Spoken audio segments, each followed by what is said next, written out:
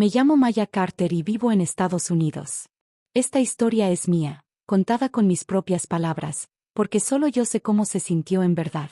Mucha gente imagina los cumpleaños como momentos alegres, llenos de cariño, risas y apoyo familiar. El mío, en cambio, se convirtió en el punto de quiebre de mi vida. La noche en que todo lo que había cargado en silencio durante años se rompió. La noche en que entendí que incluso el amor, a veces, puede sentirse como traición. Pasó en Cleveland, Ohio, en la vieja casa de ladrillo donde crecí. La casa tenía pintura descarapelada en el porche, tablas que rechinaban en el pasillo y el olor de las velas de mi mamá, una mezcla barata de lavanda con vainilla que nunca desaparecía.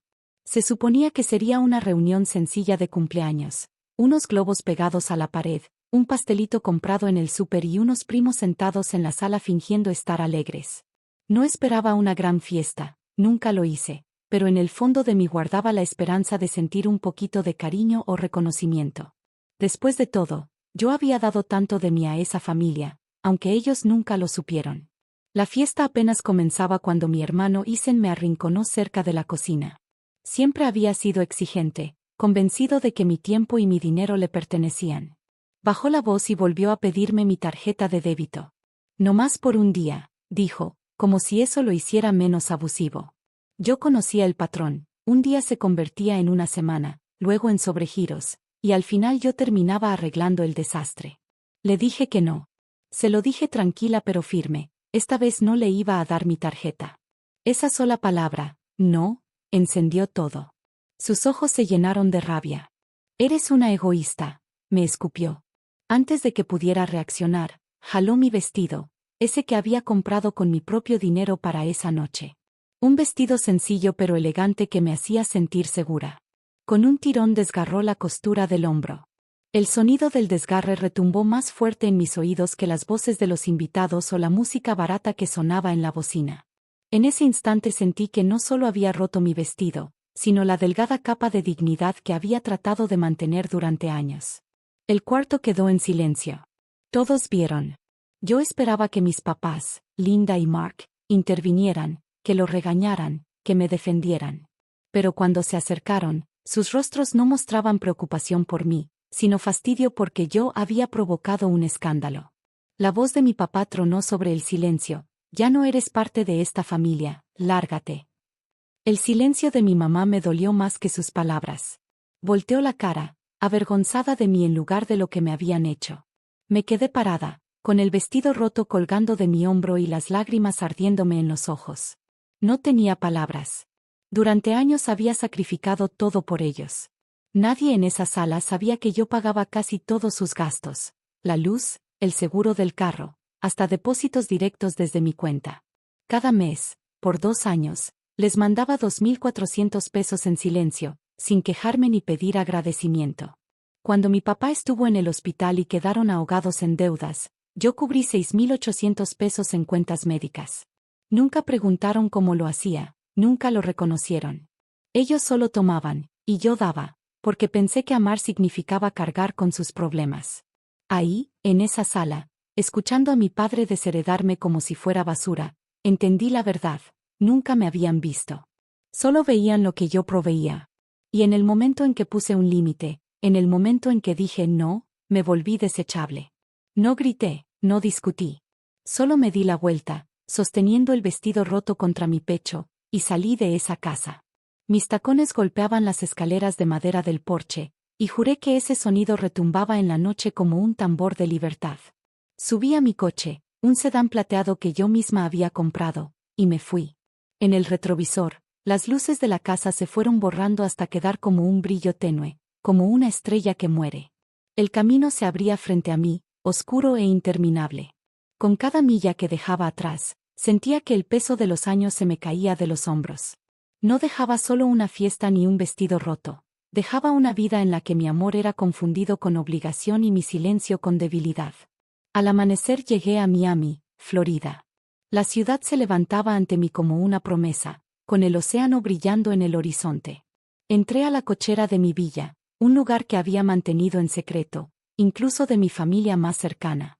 Las paredes blancas resplandecían con la luz de la mañana. Los ventanales atrapaban el oro del sol, y la alberca reflejaba el cielo como un espejo. La había comprado el año anterior por 850,000 pesos, pagados en efectivo gracias al negocio que construí con mis propias manos. Era mi santuario, mi prueba de que no era solo una fuente de dinero para otros, sino una mujer capaz de levantar su propio imperio. Al entrar, el aire fresco me envolvió como un abrazo. Puse el vestido roto sobre una silla y miré la amplia sala, con sus muebles claros y tapetes suaves. Eso era mío, no de ellos, de nadie más. Cada azulejo, cada viga, cada rincón era prueba de mi esfuerzo, mi visión, mi resistencia. Respiré hondo, con el aire salado entrando desde el balcón. Y por primera vez en años, me sentí a salvo. Sabía que mis papás se sorprenderían cuando descubrieran lo que había estado escondiendo. Sabía que Isen ardería de coraje al enterarse de que la hermana a la que había humillado y roto no dependía de él, sino que prosperaba sin él. También sabía que tarde o temprano vendrían a buscarme, desesperados por el apoyo que alguna vez dieron por sentado. Pero en ese momento, en la calma de mi villa con el mar llamándome desde las ventanas, tomé una decisión: mi vida era mía ahora. Mi amor, mi dinero, mi futuro, ya no los regalaría a quienes me trataban como menos que un ser humano. Esa noche, acostada escuchando las olas afuera, pensé en la palabra que mi padre había usado: egoísta. La había dicho como insulto, pero por primera vez la dejé resonar en mi mente sin dolor. Tal vez ser egoísta no era una maldición. Tal vez era sobrevivir. Tal vez era libertad. Y así, con el sonido del mar llenando mi cuarto, cerré los ojos y me dejé descansar, sabiendo que mi historia apenas estaba comenzando. El santuario. Aquí el aire se sentía más ligero, más fresco. Aquí podía respirar sin estar esperando la siguiente exigencia o el siguiente insulto. Preparé café y lo llevé al amplio patio que daba hacia la alberca. Las columnas de la villa brillaban blancas contra el cielo, y el agua de la alberca reflejaba todavía el azul pálido de la mañana. Me senté, ajusté más fuerte la bata alrededor de mí y abrí mi computadora. El momento se sentía casi ceremonial, como si estuviera a punto de realizar el ritual más importante de mi vida: cortar cada cadena financiera que me ataba a mi familia. Durante años, yo había sido la columna invisible de su comodidad. Mis papás jamás se detuvieron a preguntar cómo se pagaban mágicamente las cuentas, cómo se resolvían las reparaciones o cómo de pronto se hacían posibles unas vacaciones. Nunca supieron de las noches en vela revisando estados de cuenta y hojas de cálculo para que sus deudas se liquidaran en silencio. Ellos vivían en la ignorancia, y yo lo permitía porque pensaba que amar significaba sacrificarme. Pero sacrificio sin reconocimiento es esclavitud, y yo ya estaba harta de las cadenas. Lo primero que hice fue abrir la banca en línea. Ver las cuentas de mis papás ahí, como tierras ajenas que alguna vez sostuve pero que nunca me pertenecieron, me resultó extraño. Sus recibos de luz y gas estaban ligados a mi tarjeta. Los eliminé. Luego entré a la sección de pagos automáticos y cancelé las transferencias de 2,400 pesos que salían de mi cuenta como reloj. Después llamé al banco, atravesando el laberinto de menús automáticos hasta escuchar una voz humana. Con calma, casi con frialdad, pedí que cerraran todas las tarjetas secundarias vinculadas a mi nombre, la de Isen, la de respaldo de mi mamá, incluso la de emergencia de mi papá. Todas quedaron canceladas con unos cuantos comandos y una confirmación final. Restablecí las contraseñas de la banca en línea, recuperando las cuentas que habían usado sin gratitud. Fue como cortar cuerdas con tijeras afiladas. Snip, snip, snip, hasta que por fin sentí como el peso caía lejos de mí. Mis manos temblaban al cerrar sesión, no de culpa, sino por la oleada profunda de libertad. Me recargué en la silla y, al alzar la vista, alcancé a ver el mar más allá del borde de la propiedad. Era infinito, extendiéndose en azules y verdes brillantes. Me di cuenta de que yo me sentía igual que ese horizonte, vasta, sin dueño, finalmente mía. Tomé mi celular y le escribí a mi mejor amiga, Rebecca, que vivía en el centro de Miami. Estoy a salvo, puse simplemente. Ella había sido la única que sabía pedacitos de lo que yo estaba viviendo, aunque nunca le conté toda la verdad. La respuesta llegó rápido: bien. Respira. Tu vida, tus reglas. Sus palabras me anclaron. Mi vida, mis reglas, me repetí en voz baja mientras caminaba descalza por la villa. La casa era más que un hogar. Era el reflejo de todo lo que había construido. En el ala oeste tenía una oficina donde filas de cajas esperaban ser enviadas, los últimos diseños de Sunlight and Company, mi negocio de cajas de regalo. El estudio estaba lleno de velas, camisetas personalizadas, cuadernos y listones de seda. Mi vestidor brillaba con ropa que yo había elegido para mí, no heredada ni comprada a la fuerza por culpa. Cada rincón de esa villa respiraba el orgullo silencioso de la independencia. Mi negocio había nacido humildemente en la mesa de la cocina en Cleveland. Con apenas unos cuantos dólares, compré velas y libretas al mayoreo y armé cajitas para mis amigas. Lo que empezó como un side hustle creció más de lo que yo jamás imaginé. Hoy Sunlight and Company envía pedidos a todo Estados Unidos y hasta Europa. Un cliente corporativo en Nueva York ordena mensualmente paquetes de bienvenida para sus nuevos empleados, contratos de $18,000 al mes. Una boutique en Seattle vende nuestras velas de lujo y paga cada semana sin falta. Una tienda de estilo de vida en Denver reordena nuestras cajas de temporada más rápido de lo que puedo diseñarlas. Apenas el último trimestre, un socio en Londres envió un pago de 20,000 libras por una edición navideña de cajas curadas que se agotaron en una semana. Mi familia no tenía ni idea. Para ellos yo solo era su hija, su hermana, la que podían manipular, controlar y exprimir. Jamás se preguntaron de dónde venía mi dinero. Tal vez pensaban que tenía un trabajito cualquiera. O quizá nunca lo pensaron en absoluto. Pero la verdad era que mi negocio se había convertido en algo poderoso, algo que me daba no solo riqueza, sino libertad. Caminando entre los estantes de mercancía, toqué una de las cajas, un paquete en tonos pastel con un listón dorado. Era hermoso. Esa belleza la había construido yo, con mis propias manos. Pensé de nuevo en la noche anterior, en la mano de Isen desgarrando mi vestido, en la voz fría de mi padre expulsándome. Me habían echado sin dudar, ciegos ante la realidad de que yo era la que los había sostenido todo el tiempo. Ahora, con cada tarjeta cancelada y cada cuenta cerrada, por fin nos abrían. Despertarían y descubrirían que ya no tenían la red de seguridad que siempre habían dado por hecho. Sus cajeros rechazarían, sus líneas de crédito se congelarían, y sus cuentas se amontonarían. Por una vez, probarían el vacío que yo les había ocultado. Y no sentí culpa.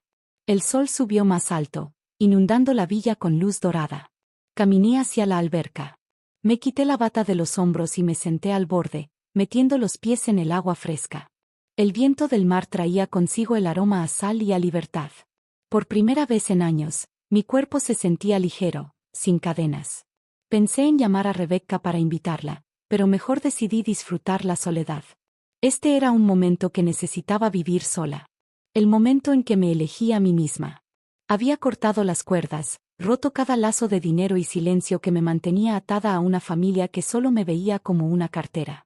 Sabía que vendrían a buscarme, que intentarían disculparse, que tratarían de arrastrarse de regreso cuando entendieran la verdad. Pero mientras me sentaba bajo el sol de Miami, terminando mi café, supe una cosa con claridad: este era el inicio de mi propia vida. Una vida que ya no iba a comprometer por nadie. Y por primera vez en mucho tiempo, sonreí. Al mediodía, mi celular era una tormenta de llamadas. Primero mi mamá, luego mi papá, después Isen, y luego números que ni reconocía. La pantalla se iluminaba una y otra vez, vibrando sobre la barra de mármol como si quisiera meterse a la fuerza en mi atención. Dejé pasar cada una. Al principio el sonido me irritaba, luego me pareció casi cómico. Después de todo lo que me habían hecho, después de haberme corrido, de repente no podían vivir un solo día sin mí. Rebecca debió presentir mi conflicto. Me mandó una foto del mar desde su departamento en el centro. El sol se esparcía sobre el agua como monedas de plata. Su mensaje era simple: deja que la marea hable. Solté una carcajada, un sonido crudo que no había escuchado de mí en mucho tiempo. La marea sí hablaba. Decía: nada dura para siempre. Ni siquiera su control sobre ti. Esa tarde, cuando apenas comenzaba a saborear la serenidad del silencio, sonó el intercomunicador. La voz de mi guardia se escuchó firme, pero cautelosa. Señorita Carter, hay 3 personas en la entrada preguntando por usted. Me quedé helada. 3 personas. No necesitaba que dijera sus nombres. Lo sabía. Caminé hasta el monitor y activé la cámara. Ahí estaban, mi familia. Mi madre se veía más pequeña de lo que recordaba, con los hombros caídos, el rostro pálido y cansado. Mi padre estaba rígido, con la quijada apretada, igual que siempre cuando pensaba que tenía la razón, convencido de que la autoridad bastaba para doblegar a los demás. Isen, mi hermano, miraba al suelo, cambiando el peso de un pie a otro, sin atreverse a ver la cámara. Me habían encontrado. Ya lo sabían. El guardia volvió a hablar. ¿Quiere que los mande lejos, señorita? Su voz no tenía juicio, solo disposición a seguir mis órdenes. El pensamiento me sacudió. Nunca había tenido poder de verdad, no de ese tipo, el que llega cuando alguien te pide permiso para dejar entrar a tu propia familia en tu espacio. Le dije que esperara. Me quedé de pie, observando la pantalla. Mi mente repasaba cada herida, el sonido de la tela rasgándose, el veneno en la voz de Isen, las palabras de mi padre echándome como si fuera nada.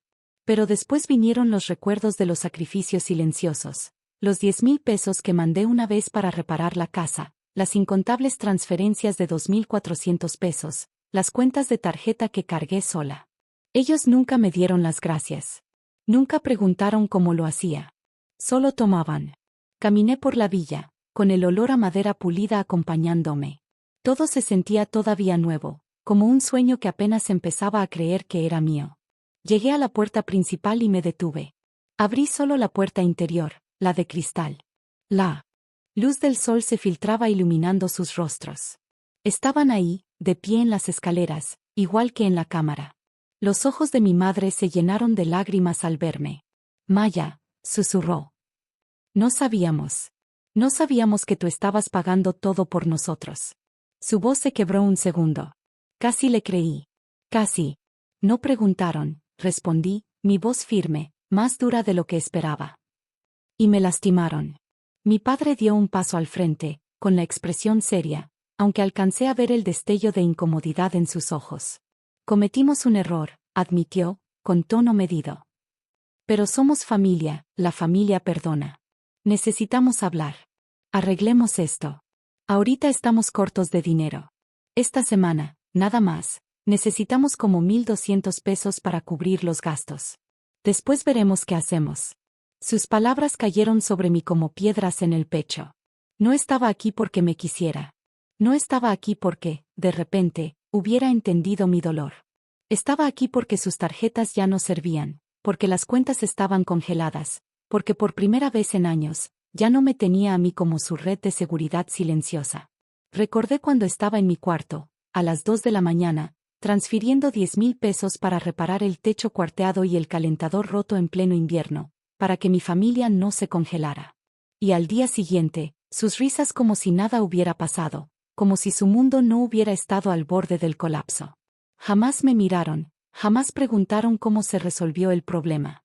Miré sus caras ahora, los ojos tristes de mi mamá, la máscara desesperada de autoridad de mi papá, la expresión decaída de Isen, y entendí algo profundo. No estaban rotos porque me hubieran perdido a mí. Estaban rotos porque habían perdido mi dinero. Isen habló por fin, con voz baja e inestable. Perdón, murmuró, sin mirarme a los ojos. No debí hacerlo. No quise romper tu vestido, estaba enojado. Por favor, no nos cierres la puerta. Pero yo recordaba demasiado bien su agarre, la tela rasgándose, su palabra, egoísta. No lo había dicho solo en el calor de una discusión.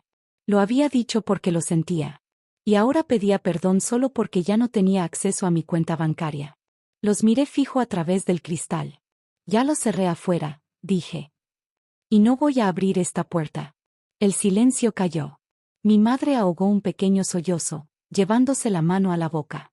El rostro de mi papá se endureció, con una tormenta en los ojos. Isen parecía querer desaparecer bajo tierra. Por favor, intentó de nuevo mi mamá, con la voz quebrada. Perdónanos. Vamos a mejorar. Déjanos entrar. Negué con la cabeza. Cuando yo los necesité, ustedes me dieron la espalda. Cuando estaba herida, me dijeron que no pertenecía. Ahora están aquí porque el dinero se acabó, no porque por fin me vean. Eso no es amor. Es desesperación. Los hombros de mi padre se encorvaron un poco, sintiendo el peso de la realidad. Abrió la boca para hablar, pero se detuvo, quizá entendiendo que nada de lo que dijera podría atravesar el cristal que nos separaba. Cerré el seguro y empujé la puerta hasta oír el clic, como una sentencia final. Sus rostros se desdibujaron detrás del vidrio, distorsionados por la luz del sol y mi propia decisión. Giré la llave, sellando la barrera no solo físicamente, sino también emocionalmente. Más tarde, desde la ventana de arriba, los vi marcharse. Mi madre recargada en mi padre, con lágrimas corriéndole por la cara. Isen arrastrando los pies detrás de ellos. Por primera vez, no sentí culpa. Sentí alivio. Sabía que insistirían, que llamarían, que tal vez escribirían, que volverían a tocar la puerta. Pero algo dentro de mí había cambiado. La línea estaba trazada, y esta vez yo me había elegido a mí misma. Esa noche, mientras me recostaba en la cama, con la villa en silencio a mi alrededor, pensé en todo lo que había pasado. Ese golpe en la reja no había sido una simple visita familiar. Había sido una prueba. Una prueba de mi fuerza, de mi independencia, de mi derecho a decir no. Y la había pasado. Cuando cerré esa puerta de vidrio, supe que había elegido un bando, el mío. Por años me paré en la línea, estirándome hasta el límite para cubrir sus necesidades mientras ocultaba las mías. Pero ese seguro cerrándose no era solo un sonido. Era una declaración. Mi futuro ya no les pertenecía a quienes me desecharon con tanta facilidad. Me apoyé un momento en el vidrio frío. Afuera todavía se escuchaban sus pasos alejándose, la voz baja de mi padre, los sollozos de mi madre, el silencio de Isen. El guardia me llamó para decirme que se habían ido, pero yo ya lo sabía. Su ausencia me dejó una mezcla extraña, tristeza, sí, pero también una libertad tan aguda que casi parecía sagrada. Esa tarde salí a respirar aire fresco y buscar compañía verdadera. Me encontré con Rebecca en un restaurante pequeño frente a la bahía. Las luces se reflejaban en el agua mientras compartíamos una cena sencilla, ensalada, papas fritas, 2 copas de vino. La cuenta fue de 38 pesos y dejé 12 pesos de propina, porque la bondad importa, incluso con extraños. Rebecca escuchó en silencio mientras le contaba la confrontación en la reja. No me interrumpió ni intentó darme consuelo vacío. Solo escuchó, su mano sobre la mía cuando mi voz temblaba. Eso valió más que cualquier disculpa que mi familia pudiera darme. Después hablamos de cosas más brillantes. El sol, las oportunidades, los proyectos que florecían más rápido de lo que podíamos contar. Una cadena hotelera en Chicago estaba interesada en nuestras cajas de bienvenida para suites ejecutivas, un contrato de 120,000 pesos al año.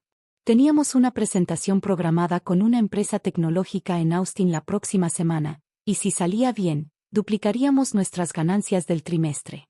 En Europa, una caja navideña prometía hasta 75,000 libras en ventas. Rebecca y yo reímos dibujando ideas en servilletas, como niñas soñando sin límites. Cuando volví a casa, las calles de Miami brillaban con neón y posibilidades. La villa me recibió con un silencio distinto, no de soledad, sino de seguridad. Recorrí cada cuarto lentamente, tocando superficies, respirando el aire limpio, mirando el mar. En mi closet, colgué el vestido rasgado. Su costura rota, el hombro desgarrado. Lo guardé no como un recuerdo de vergüenza, sino como símbolo de la línea que tracé, una línea que nunca volvería a cruzar.